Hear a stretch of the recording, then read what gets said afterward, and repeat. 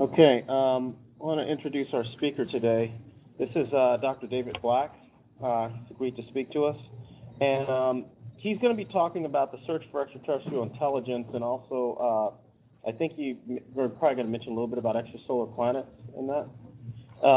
Dr. Black, I met him about, I want to say like maybe last year in the spring, and we discussed a little bit about his interest, and he's also he's got his PhD from the University of Minnesota and physics, and he also spent a lot of time here at LPI. He is the President Emeritus and this at LPI. He's also been involved here with NASA and the uses of the space station and the National Academy of Sciences study on space sciences.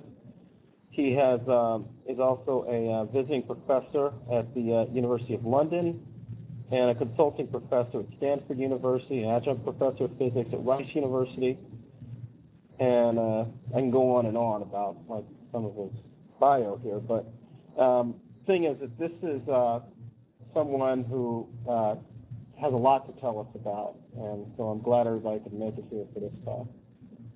Thank you.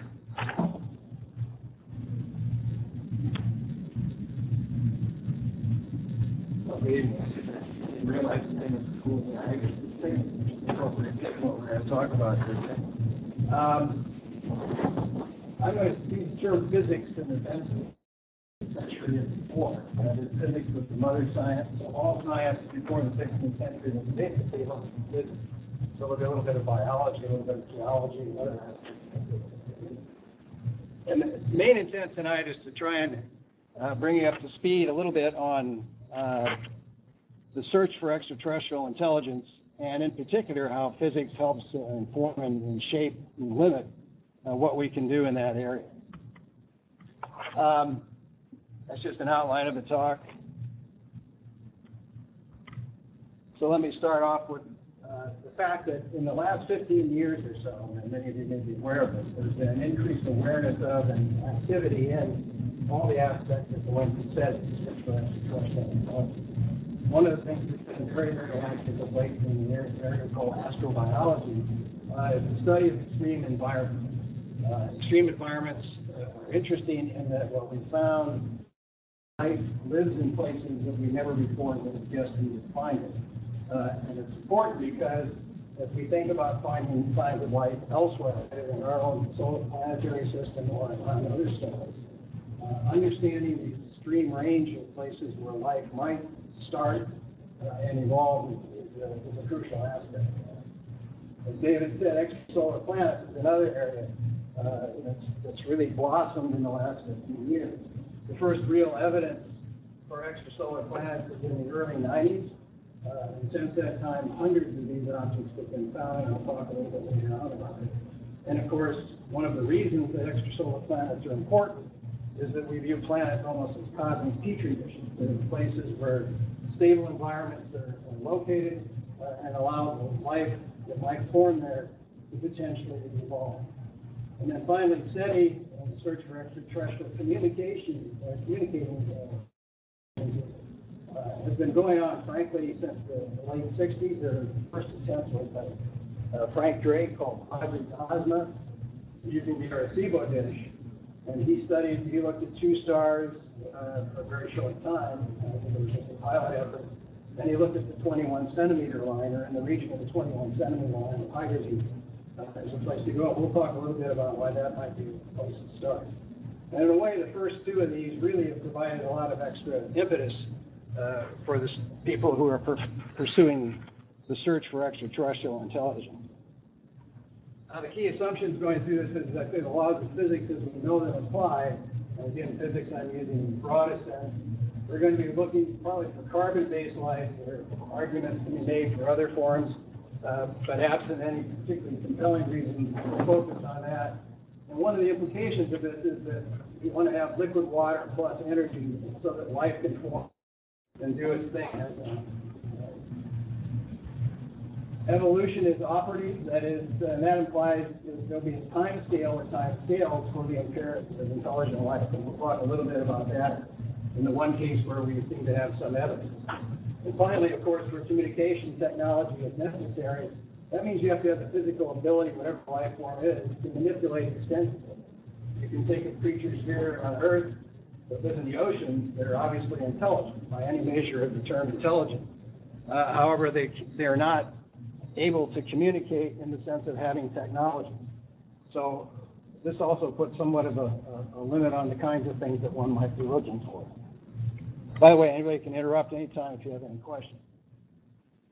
So let's start with the study of the extremophiles. This is what people call the creatures that live in these bizarre environments.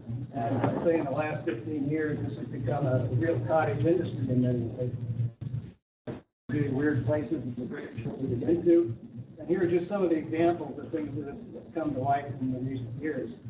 In the Murray Sound, the Dry Valleys area in Antarctica, life has been found living in very, very cold places, embedded in the solid lake ice.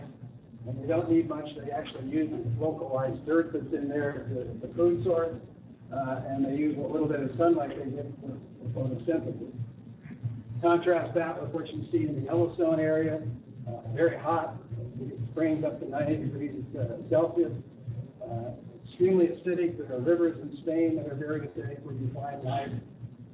Again, if you talk to people 40 years ago, they wouldn't imagine that these kinds of things exist.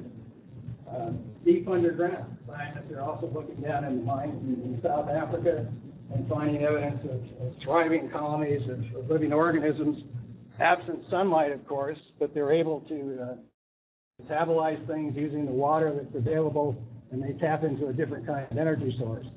Now, the life rate, the metabolism of these creatures is often very low, but they're able to sustain themselves. So what this suggests is that, if you go back 40 years, thinking at the time was that life could only live in a very narrow range of physical conditions. What we're finding out now is that's simply not true. What this also suggests is that while you may find life in other places that you wouldn't have normally guessed, it also suggests that if life forms, it's probably going to hang around. So the implication is, for example, for Mars, if life ever got started there, I don't care how hostile it is in there, I'd be willing to bet that it's still there in one form or another. It's found a place to go and stay if it ever got started. Now, talking about extrasolar planets, this funny-looking plot that's on the plot demonstration of the field of view of a satellite called Kepler. Kepler was launched a few years ago, and it's basically a photometer, a very accurate photometer. All it does is it stares at the sky. This is what the field of view looks like. And in this representation, it shows you the stars where they have found evidence for planets. And the way Kepler works is that if a planet transits, goes across the field, the disk of the star goes between you and your line of sight to that star, it will cause a change in the light from the brightness of that star. And the change is proportional to the area of the object that transits to the area of the star. That's all it does. Literally, it blocks, it goes across. Something the size of the Earth transiting the sun has an effect on the sun's brightness of a few times 10 to the 6. So it's not a big effect, because the Earth, of course, is small in cross-section compared to the sun. So you have to have a photometer that's extremely stable. What this satellite does is it just sits and stares at these stars, and this is one of the more recent outputs from the group that's doing this. Ones that are Earth-size, and it doesn't say anything about mass, just the physical size of the object that does the transiting of it. Ones in blue, so-called super-Earth, this range, you can see it right here, I won't go through it. These are things like Jupiter and Mars. So what you can see is that there's a lot in this particular field of view, and that's the only field of view the Kepler satellite is going to look at. And in fact, when you go through and look at all of these, 54 of these they've called habitable. Planets would be habitable, and I'll talk a little bit about what that means. And there's another 6 that have come from a different scene, which you look at these stars. So you get an idea. Now, this survey isn't done. It'll last for another couple of years. And you basically, obviously, if you think about it, if you see one trend, you don't know what it really is that doesn't go across the disk or not. So you need to get the period out. So it has to go by 2 or 3 times and repeat, so you know what you have is actually something that's in orbit around that star, and not just an inherent fluctuation in the. How large is that field of view? That's a good question. I don't remember. I'll show you what it is in the sky on the next slide, in fact. But I don't remember the angular extent of it. There's about 2,000 stars that they stare at continuously in this field of view. But I honestly don't recall the actual field of view. This is what it looks like projected on the sky. This is our Milky Way, the black plane picture here, and you can see it. So you can see it compared to the constellations out there. I don't remember. There's nobody. That could be nice. Good. I'm just here. So this is what it looks like, and it just sits there and stares. It's locked on, nice and stable. Now, if you believe, and one should take this with a grain of salt, frankly, the numbers that they then project is that if you look at our galaxy, there would be 50 billion planets. Recall there are about 400 billion stars that we know of in the galaxy, roughly. Of which 500 million would be habitable. These should be taken with a grain of salt. Nobody knows that, they're just projecting. All right, let's talk about SETI. There are 2 main approaches to searching for extraterrestrial intelligence.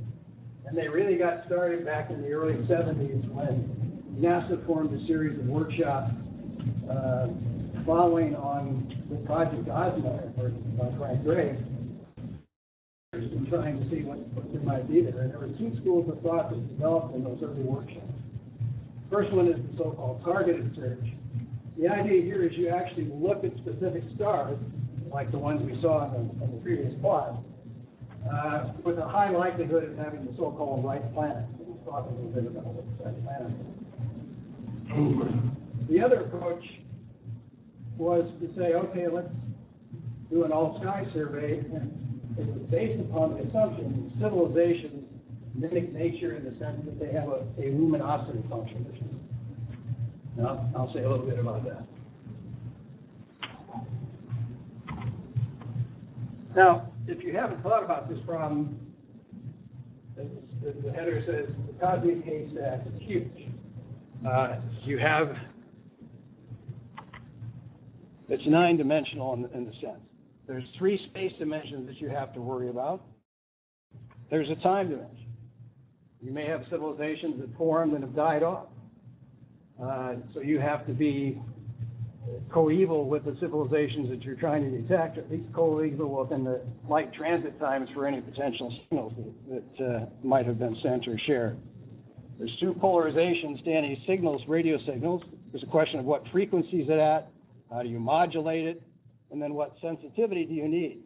That is to say, are they sitting over there with early warning radars blasting our direction, or are we going to eavesdrop on the old TV channel, Pinky Lee or whatever you might have gotten? They're equivalent of that kind of thing. So those are the 9 dimensions. This is one way you could modulate. There's a whole host of these things, and there's a lot of people who spend a lot of time worrying about things like that. Okay, then other question, where do we look? So for the target, you want to develop a list. You first of all want to make sure you're looking at what we call a good star, and we'll talk about what makes it a good star. And then it must have good planets as well. Get your exercise working back. Okay, this is the branch of physics in the sense that we've defined it. We're going to look at the history of life on Earth as a God. Now, of course, n equals 1 is always a bit tricky to draw statistical instances from, but it's always God, so we'll go with that. And this chart shows essentially the history from the beginning here, 4.6 billion years ago, to the present. Over here you see a little easier to read breakout of the top. And the key steps I've kind of highlighted here in the dark part, and the words over here in the left. The main thing, the first sign we saw of life was about 3.8 billion years ago. That's the earliest sign we found in it. this whole period then, up here, it was just simple single cell lines. That was it. Finally, around 2 billion years ago, something very interesting happened. Biomass was at such a level that it began to actually affect the Earth's atmosphere. And the way it affected it was that it began to turn it oxygen rich. And that's a key milestone in many ways, and I'll come back to that as an indicator as we think about hopefully not search for life. Now, one of the reasons that having oxygen is more abundant in the atmosphere, what happens if you hit oxygen with ultraviolet light?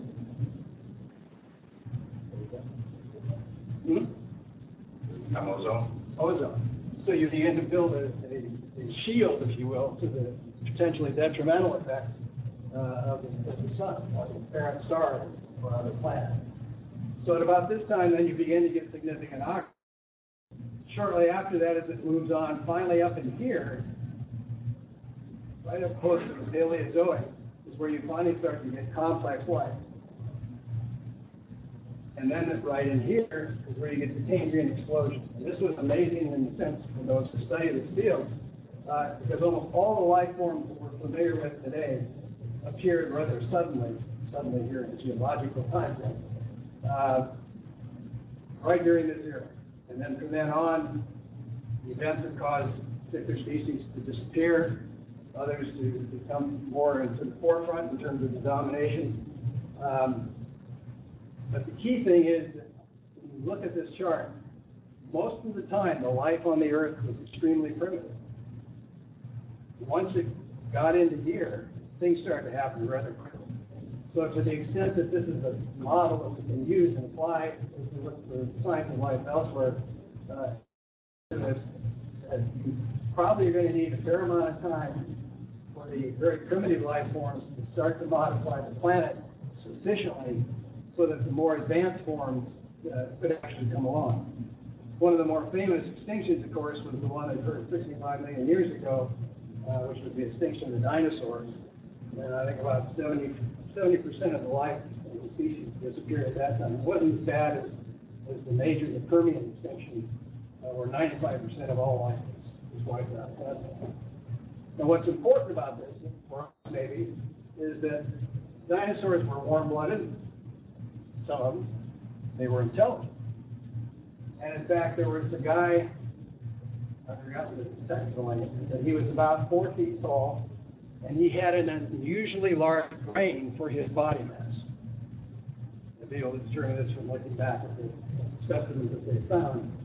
And a biologist has speculated that had this event not occurred, the people sitting, the creatures sitting in this room today would have been very intelligent offspring of evolution from that particular dinosaur. Because it was clear he was beginning to develop, that group was beginning to develop a brain that would probably, if left unchecked, would have led to intelligence in the dinosaurs fairly quickly.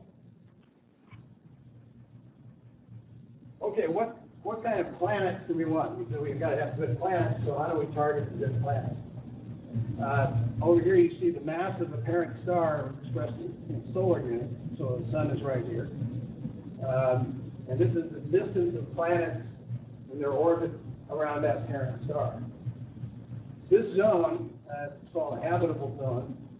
Out here on the far edges is where the radiation field from that parent star is just at the freezing point of water.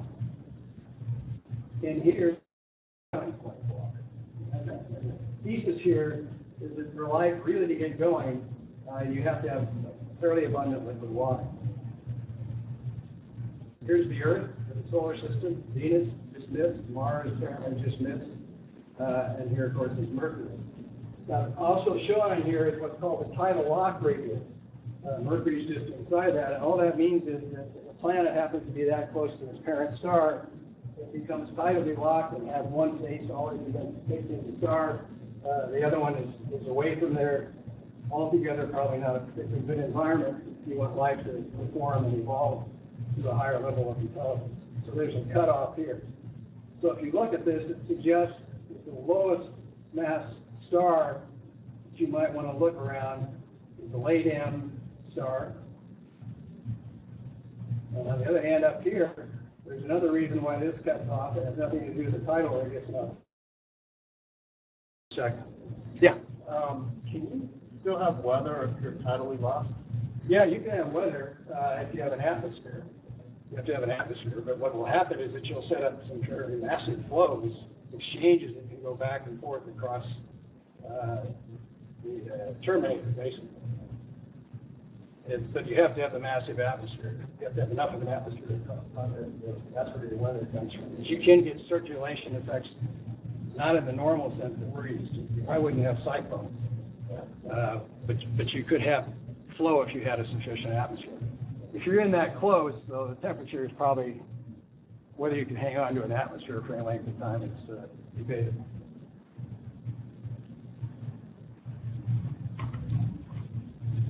Okay, what cuts off the top end on that chart? Well, and again, this is dependent entirely, the numbers are dependent entirely on our experience here on Earth. This is the plot which our mass, the sun is here. I apologize, this is the best plot as far as readability. And there's two things that we're looking at. One is the luminosity as a function of mass, which is this curve. And the other one is the main sequence lifetime as a function of mass, which is this curve. So the sun is right here when these curves cross. Now, one of the interesting part about stellar physics is that we've come to understand that on the main sequence, where, by the way, stars spend almost the vast majority of their lifetime on the main sequence, turning hydrogen into helium, deep in their cores. When they run out of that ability to do it, they expand and become a red giant, and then begin to burn the helium and on up through the sequence. But most of their time is spent here. And that's the time when their luminosity is fairly constant over time. So we have a stable luminosity, a stable candle for the planet and for life to grow in. So if you look at it, and we said that you need about 2 billion years, which is just a little bit below this amount, it's 2.5 billion years, because the main sequence lifetime for the sun is about 10 to the 10th years. We're about halfway through the sun's life on the main sequence. Nothing we have to worry about. We're about halfway there. So if you look at that then, we say that we need stars that have a main sequence lifetime of about 2 billion years in order for life to have a chance to modify the atmosphere of the planets that it might be on. That takes you out here, and you're about 1.7, 1.8 solar masses.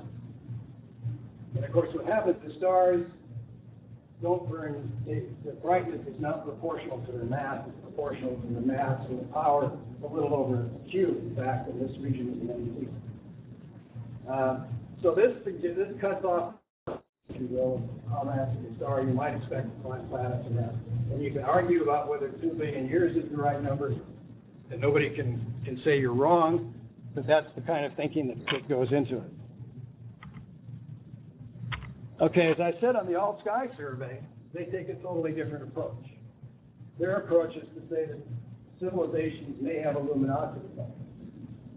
And in fact, the brightest ones may not even be anywhere near us.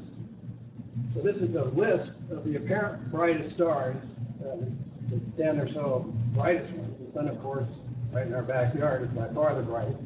Those of you who've had astronomy know that astronomers are goofy. They use negative numbers for really bright things.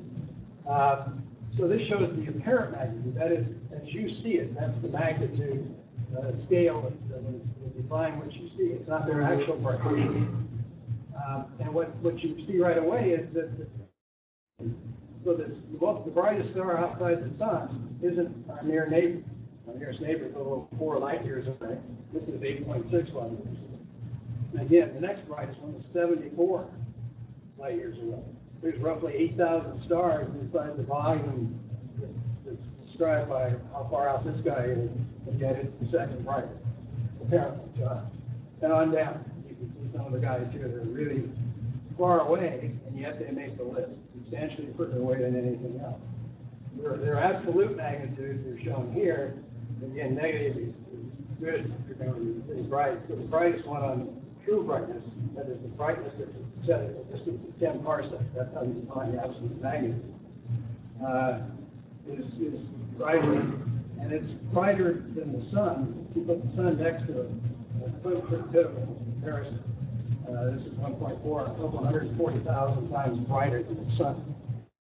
This is at least gives you some indication of how natural systems behave. And if you look at it in even more detail, this is a plot that shows the number density as a function of magnitude. And you can see there are very few of them, but there are a lot of ones that are really bright. These are stars. So the idea here then for these people is, well, let's not waste our time trying to figure out what's a good star or has a good planet. Let's just assume civilizations form, they evolve to a high level of intelligence for whatever reason they want to communicate. Or they're leaking some kind of signal that's just extremely, extremely low. And then you can quarrel with the assumptions that go into this approach, but that's the way it goes. And so these people don't have to spend their time looking at stars that might have good planets. They just map out the sky at ever-increasing levels of sensitivity. When studying the radio telescopes to search for these in that study, do you take into account the radio frequency rate, depending on the distance, on the starker distance that can indicate? For example, if it's 1,000 light years away, that signal would be a lot more good. Oh, sure. Well, the answer to your first question is no. They're just looking. So if they find it, then they'll worry about how far away they can tell the other thing. Also, intervening medium stuff that the radio signal has to go through can affect it as well. So the 1 over R squared, the related things are there, sure. But as far as the search is concerned, all they're doing is looking for a really bright signal. You're not that bright, but it's bright. It has characteristics that we talked about. It's very narrow band, just artificial, and these kinds of things. They're looking. They don't worry about that. If they find it, they'll worry about where it might be and how far away later on. All right, what frequency? Well, again, if you look at the Earth, once you get to complex life, we all know that there's a common medium, and that's the water. All life will find itself at one time or another, and there have been pictures of this. I think I had one of the crocodiles. I already take one of these down, but I decided that probably wouldn't be good. So the watering hole is a place where life has met historically. It's true, it's an oasis, whether it's humans or other kinds of animals. And interestingly enough, that figures in a way into part of the strategies that these people use as they think about what frequency do you look at. This is a plot of the noise temperature. It doesn't say noise, but it's the noise temperature versus frequency. And this is the terrestrial view. So if you had a radio telescope or any telescope, any detection device sitting on the surface of the Earth, this is sort of what you would see. Now, it's in a broad brush sense. If you look at real high spectral resolution, there are a bunch of lines here. It's much more complicated than this. It gives you a broad sense of what it's like. There's something that comes in here, and I'll go back to this in a minute, the next slide, from galactic noise. Over here, it's basically the contribution from the Earth's atmosphere. And interestingly enough, some of the prominent features here are water and oxygen. Oxygen again, water over here. Water vapor is a major pain in the butt if we're trying to do astronomy for the Earth, especially if you get into the infrared and sub-millimeter parts of the spectrum. If you get above the stratosphere, that's enough to in fact deal get rid of most of it. If you're on the ground, you've got to deal with it. Now, you'll notice that there are two lines here. This is the hydrogen 2170 line. And hydrogen is, of course, the most abundant element in the universe. And that was why Frank Drake and the others early on in the game said, well, everybody in the galaxy knows hydrogen is the most abundant element.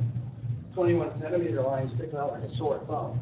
So it's a natural signpost in a way. Again, if you were to go look, it's like the drunk. You see him wandering on under a searchlight, under a street light, these big things. What are you doing? Looking for my car.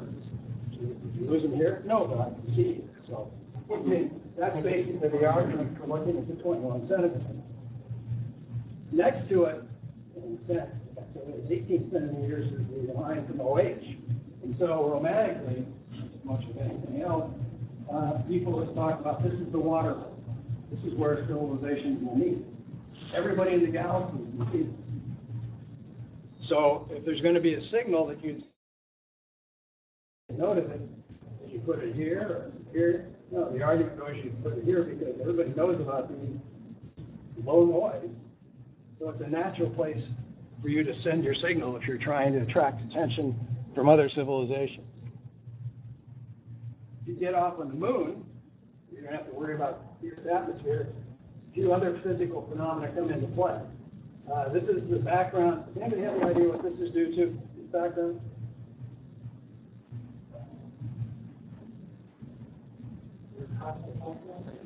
It's not cosmic rays, no. Don't you think, no?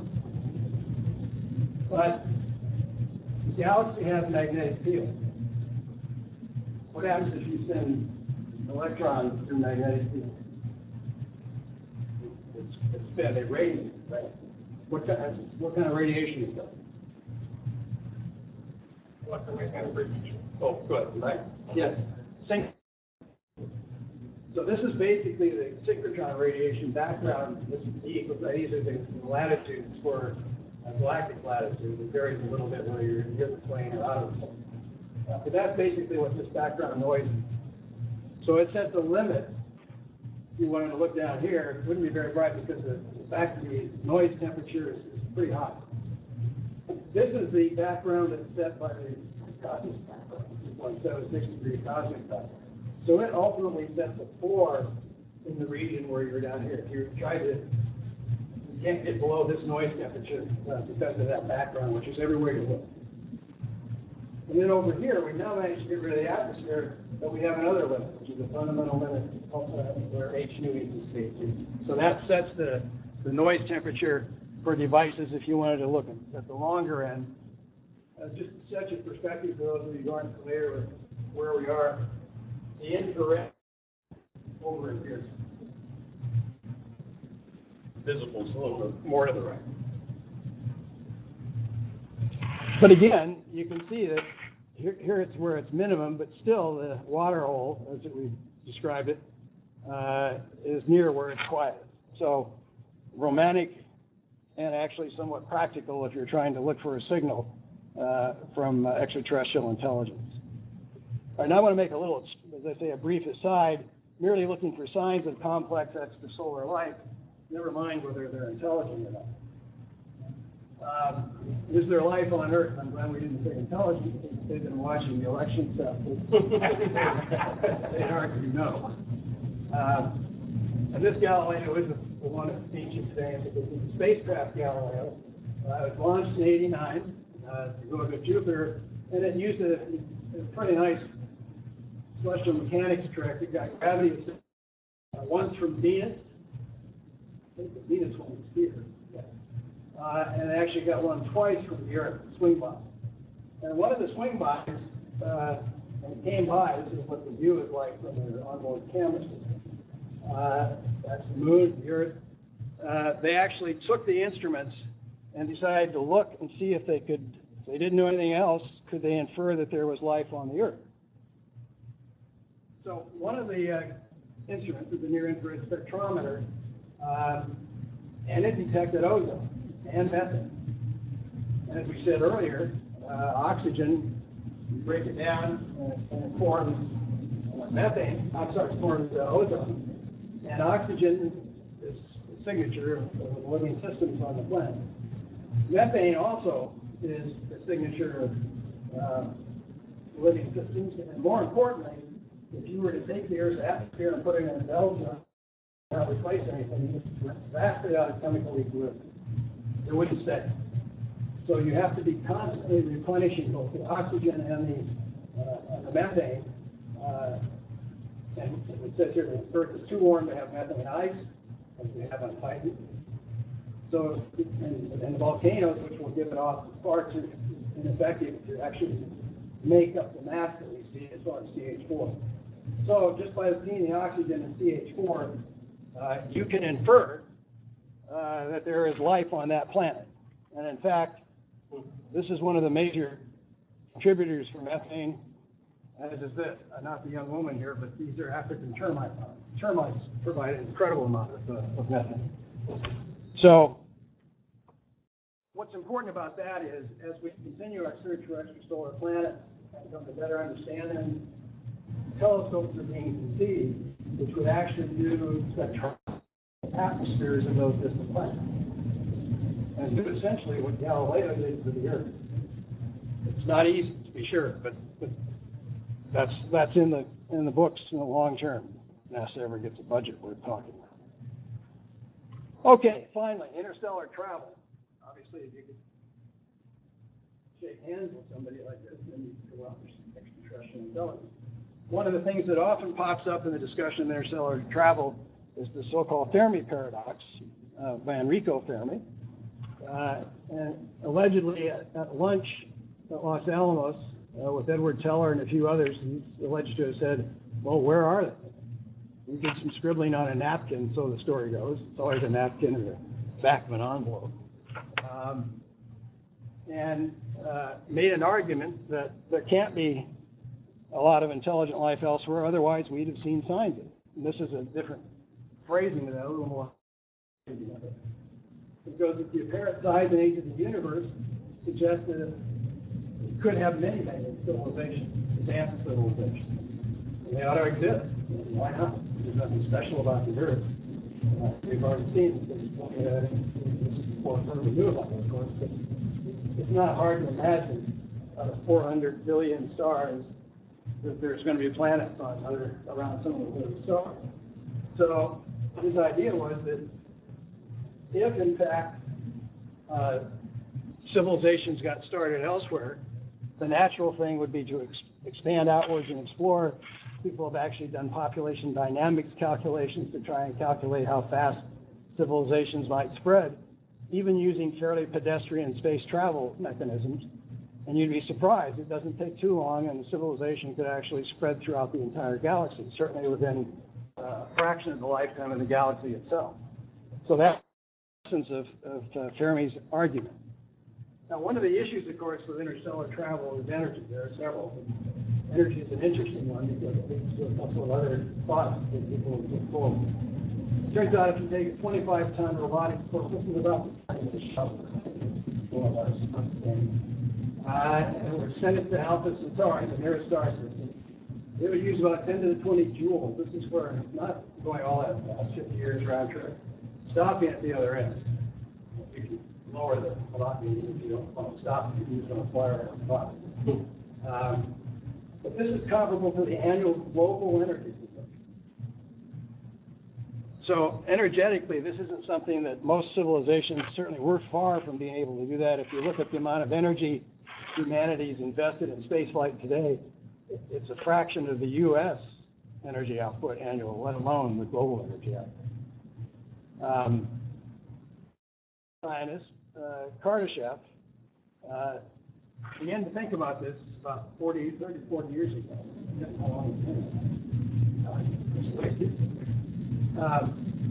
He imagined a hierarchy of civilizations based primarily upon the energy that they had that they can effectively harness. And he envisioned these three types. Now, in fact, since then, people have added two other types, which are beyond the pale when you think about type 3. But so I just stayed with the first three types. Type 1, able to harness the entire stellar energy budget falling upon a planet. You wouldn't do it on your own planet, because then your planet wouldn't get anything. But the idea is to find a way to intercept enough of that energy and convert it with sufficient efficiency and be able to control it. You could then perhaps use it, very powerful laser to push the spacecraft. That's the kind of thing he's thinking of. This is his type 1 civilization. Type 2 is the ability to harness the entire energy output of a star. And people here have envisioned, for example, putting essentially around the star a series of devices, satellites, which intercept a fair amount of that star's energy, and again, convert it into something. Now, we're far from this. even further from this. And then the last one was to be able to harness the entire energy output of the galaxy. Those of you who know about boards, and we're starting to talk about things that are in that realm. So his way to get around this was to say, well, civilizations will form, they'll become intelligent, technologically advanced, and eventually they'll move through this hierarchy given enough time. Now, others have thought about what happens in travel between stars. Von Neumann conceived a set of self-replicating probes, which society, intelligent society, could create and send them out. And if you watch Star Trek, there are things that are even in here that we just sort of did. And the argument was that advanced civilizations exist, we would have encountered or seen evidence. The problem is they have to self-replicate, so left alone to their own devices, they'll eventually consume everything so that they can continue to make what they have to. Nobody has seen signs of this. Again, backing up what Fairman said. Ron Bracewell had another kind of probe, which wasn't quite as destructive potentially as the von Neumann probe. And this was a probe which would be sent out to stars that looked interesting in some sense of the word interesting. Probably the sense we've been talking about here, that they might have signs of life, primitive life, by looking at the atmosphere, these probes. And they send these probes out, and the idea is they go into that particular planetary system, and they park. And then they wait, and they listen. And when they hear something, it sounds like there's intelligence, they wake up, and they send a signal back to their parent civilization saying, they're here, you may want to come take care of them before they do something stupid. Well, you can't have a discussion of SETI without something about the Drake equation. Frank Drake, of course, was the one who introduced this, and it's really not an equation. It's a device that allows people to identify and talk about and speculate about factors that would go into this. This is the number of communicating civilizations extant in the galaxy at the present time. And the way you get at that, the argument goes, is you look at the current rate of star formation, multiply that by the number of born that have the fraction of them that have planets, the fraction of those planets that are good in the sense that we described earlier, the fraction on those good planets that have life form, fraction of the ones in life that becomes intelligent, and finally the fraction that becomes communicated and has technology. Now this is a rate times a fraction, so of course we have to have time to multiply this thing into a number to do the dimensional analysis.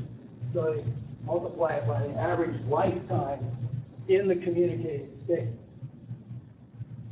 And we know what the current rate of star formation in the galaxy is. Yes? Huh? 1%. 1%. 1 per second. Oh, 1 per second of stars? No, that's a good idea. Actually, no, it's about 3 per year in the current galaxy. Earlier on in the galaxy, young had a lot more gas and dust, the rate was higher. Right now, it's about 3 to 5 stars per year. What fraction, you can go through and put whatever numbers you would like in here, and you're invited, everybody's invited to write this down and play the game themselves. But when you go through, even if it's a tenth, which is probably pretty high for most of these numbers, I would guess, you've got 10 minus 1, 2, 3, 4, 5 times 3. So if you had anything much bigger than 1, the average lifetime has got to be like 10 to the 5th year. Well, we're, as a communicating civilization, we're what, 100 years? Not quite. So we'd have to live 1,000 times longer, and that would be typical of intelligent communicating civilization. Yeah, this number turned out to be 1. Does the Kepler spacecraft make any of those numbers better estimated? A little bit. I don't know if you were here when I talked about Kepler's results, but it's made the fraction that would have planets arguably a little higher than the 10th, but it's not going to be, even if you make this 1, this is still got to be a pretty good size number here. And it hasn't really informed us much about how many of those planets would necessarily be good in the sense of having the right kind of temperature, the right kind of mass, so they're not so massive that the atmosphere is not like the Earth, but more like the outer planets, and not so small, low mass, that they can't hang on to an atmosphere over the lifetime. So it's helped inform us a little bit about this one. We're talking about factors of few. In the grand scheme of this particular exercise, probably not going to make a whole lot of sense. So as I say, you can put in any of your numbers, your favorite numbers, and go through. But and there are other factors. People have come up with variants on this great equation, which try to sophisticated and put things into. But in the end, I think this pretty well captures what you have to think about. And what it tells you fundamentally is that if there's going to be very many communicating civilizations, they've got to stay there for a long time. Now, if L is short, the average L doesn't necessarily mean that they die off. They just decide to help us. So, what am I trying to do? And they just stop communicating. But they may choose not to start. Or they may choose not to start. Exactly right. Based on what we know about the size of the universe and taking this into account, what is the probability that the intelligent life capable of communication could only exist at one particular time? I think it's low. One particular time in the evolutionary history of its own galaxy, or the instant when we're The entire universe. Let's say there's only, what's the probability that only one planet with a civilization can communicate to this time given, you know, Small. 20 billion years? small. Pretty small. Very small. I mean, fine. But then if you ask the other way, what's the probability that there be two or more that have an overlapping life of communication? Probably also small, based on this equation. Yeah, well, and again, there's a number of things that go into this. This is essentially an existing proof that there are civilizations that are capable of doing this. Now, even if this number is big, like 100,000, that's a blink, cosmic. You have to remember the time scales in which we're working. Go back to the one I showed you about life on the Earth. So, well, we may think it's a long time. It's not. A lot of the history of the galaxy. But can you also argue that, like, if you go back far enough, like 5 billion years or 10 billion years, that the, you have to have stars forming and reforming so much before you get to complex life anyway? Well, that's right. We've been referred to by no less authority than Carl Sagan as the stardust, which we are. The first generation stars were metal core. Metals around at the time. The Big Bang doesn't produce that nucleosynthesis, doesn't produce any metal. Those are the processes. Stellar nucleosynthesis. Stars then go through, explode, spew this stuff back out. So the second, third generation stars and the debris fields that are around those make the planets, that would be the ones that have A, carbon life forms, and B, planets, among which those life forms could form in the cosmos. So, we haven't answered anything. I don't know if we're on my personal guess is we are not alone, that life does exist, probably doesn't look at all like this. But I'm pretty sure that life exists, and complex intelligent life exists elsewhere. The prospects for finding evidence of that is, in our lifetime, is probably small. But Martin Rees, I think it was, a very famous astronomer in England, made the point that absence of evidence is not evidence of absence. So they may still be there, even though we haven't found them. Those of you who are interested in participating in SETI, I give you this particular URL. It's an activity where you can use your own home computers to share in the data massaging activity, sort of open source kind of thing. It's used in other fields. It's used in particle physics as well. This is where, if you're interested at all in this, I commend the website to you. That's it. Thank you very much.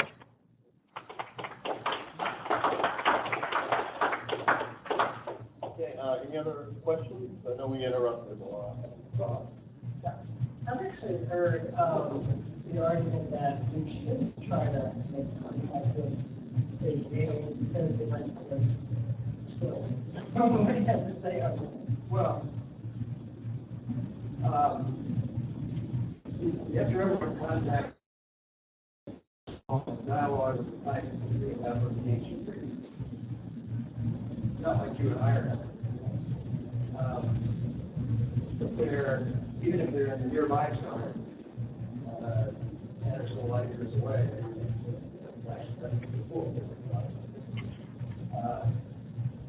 they might be more temporary contact. So there is a time delay, so if you come back to the matter of years, it's a lot more energy efficient photons around than it is an actual particle, particularly at a high rate of speed. So I'm not personally worried that they're going to come and say over here and out of work. We are not actually broadcasting together in the purpose of TV signals some light years out of us. Early warning over the rise of radars are pretty powerful. Every time those go off, goes out. So if they're listening to this, we're calling eavesdropping. And they would know we're here. But we're not consciously here because that's one or two attempts to consciously general policy not to do that. We're listening. We want to general that are off the listening. Could we detect the spectral signature of artificial lighting on the planet? Not now. I would guess if they develop astronomy, artificial lighting comes streamlined and things like that. Well, if they haven't, that astronomers will find a way to kill that and that screws up the night time. But you can see the Earth obviously at night. You see the populations that are nicely mapped out. Well, but that's not a lot of pale comparison, for example, the aerosol radar or the Earth warning radar systems. I doubt that you can see that in Mars. It might be certainly interstellar. The best bet there is to look for, as we said earlier, the analog to the Galileo space-time song. What is the specific range of signals that SETI is actually looking at? It's right now concentrated in the water. And they have a 10 to the 9th channel, multi-channel analog, spectral analog. They divided the water hole up. They're going through it with a CD device, essentially. Chop that up to 10 to the 9th. Yeah.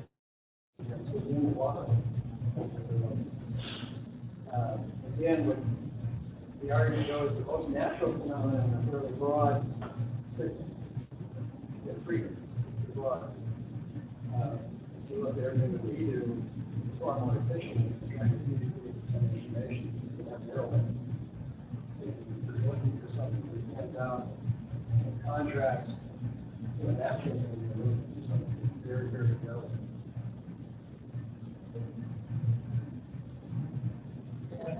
Sure. What do you see the future of like in the next 10 to 20 years? What do you think or what do you know that they are trying to do? The major effort is to build a organic array of telescopes. By organic, I mean they start off with a few, and they form their parameters of it, and they keep adding to it. So it's by using small dishes, and this is partly vital on the side, Paul Allen. Paul Allen. And he also owns a Trailblazer, so well-rounded Renaissance man. But he's privately owned the prime SETI organization to build what's called the Allen Array. And it's a series of, I think it's 3 years. I don't think it's 10. I forgot. Somewhere. A lot of size. And they're building more and more to see that eventually you have an arch. The idea is that you build it up, collecting area or sensitivity grows substantially because it's as though you've got a filled aperture, one big huge telescope the size of this array farm. But there's nowhere near it that you could build a big telescope like that. So that's where they're going. They're looking for efforts to expand that. Paul Allen patients and life are going to go out far before they're successful. They're going to have to rely on other sources of private called they have some money and asset.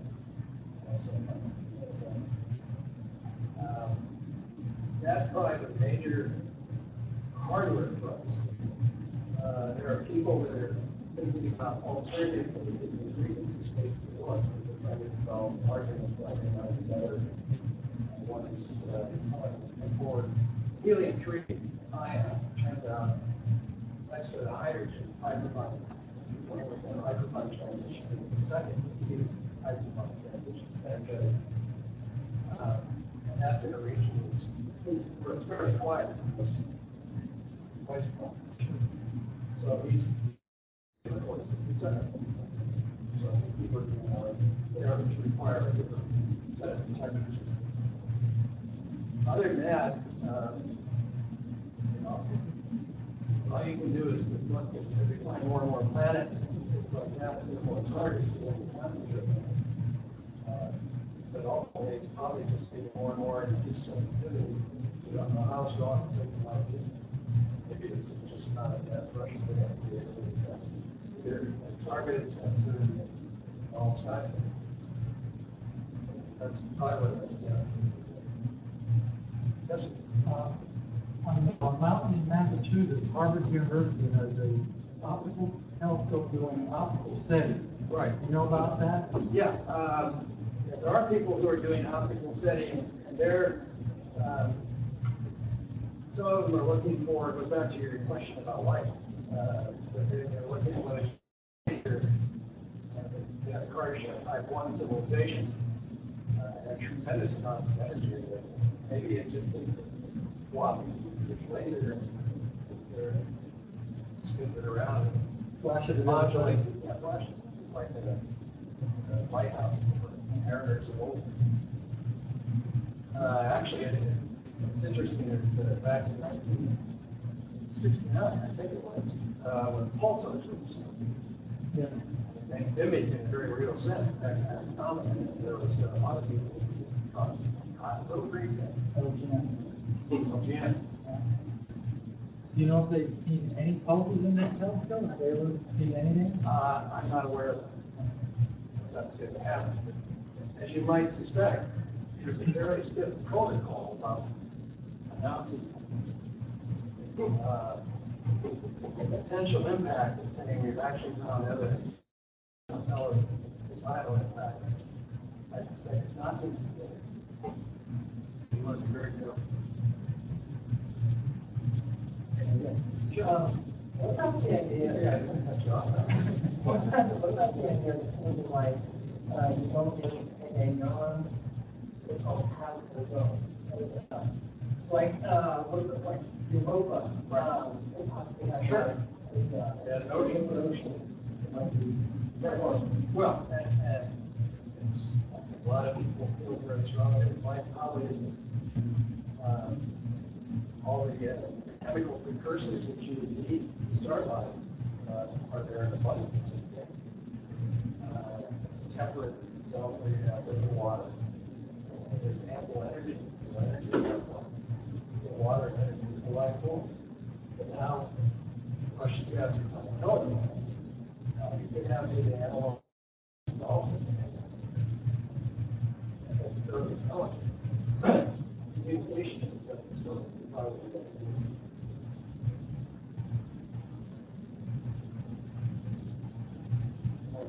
thank our speaker again.